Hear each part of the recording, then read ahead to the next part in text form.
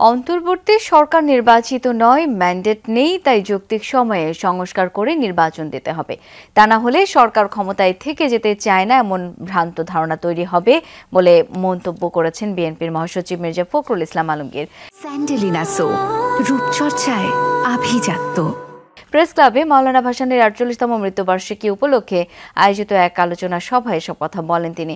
বলেন, বিএনপি অবশ্যই সংস্কার চায়, তবে সেটা যৌক্তিক সময়ে হতে হবে। দীর্ঘ সময় নিলে জনগণের মধ্যে ভ্রান্ত ধারণা তৈরি হবে বলে মন্তব্য করেন মির্জা ফখরুল। তিনি আরও বলেন, বিএনপি ১৫ বছর আন্দোলন করলেও শেষ গোলটা করেছে শিক্ষার্থীরা, তারা স্ট্রাইকার। বুক পেতে গুলি নিয়েছে তরুণ ভ্যানগার্ডরা। ছাত্রদের সঙ্গে কখনোই দূরত্ব সৃষ্টি করা যাবে না। বিএনপি মহাসচিব বলেন, এমন কাজ করা যাবে না যার কারণে দেশ অস্থিরতার দিকে যাবে।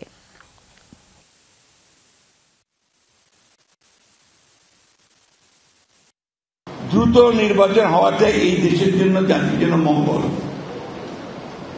কেন বলছি? আমাদের অভিজ্ঞতা থেকে এই ধরনের সরকার যতদিন বেশি থাকে তত সমস্যা তৈরি হবে। কেন?